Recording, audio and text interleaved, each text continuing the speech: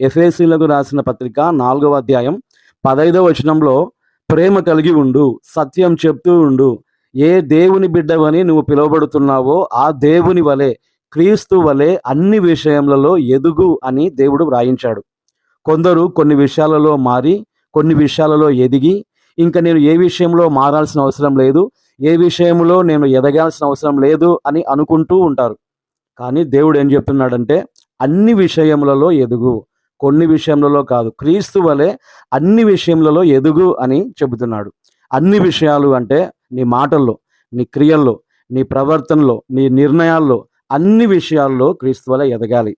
అంటే యేసు ప్రభు మాట్లాడితే ఎలా మాట్లాడతాడో, యేసు ప్రభు మాటల్లో ఎలాంటి ఉచ్చారణ ఉంటుందో, యేసు ప్రభువు ఇతరులను చూసినప్పుడు, ఇతరుల పరిస్థితులను చూసినప్పుడు ఎలాంటి దృక్పథంతో చూస్తాడో, యేసు ప్రభువు ఎవరి మాటలైనా వినాలంటే ఎలాంటి మాటలు వింటాడో, ఎవరి మాటలు వింటాడో, అలాగే నువ్వు కూడా యేసు ప్రభువు చెవులతో మాటలు వింటే ఎలాంటి మాటలు వింటాడో, అలాగే నీ చెవులతో నీవు కూడా అలాంటి మాటలే వినాలి.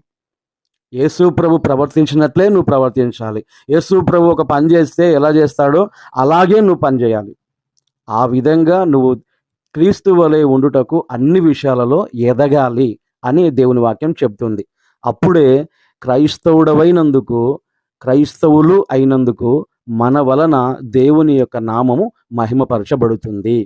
ఆ విధంగా మనము యేసు ప్రభు వలె అన్ని విషయములలో ఎదగడానికి దేవుడు మనకు సహాయం చేయునుగాక. దేవుడు అటువంటి కృప మనకు అనుగ్రహించునుగాక. ఆమేన్.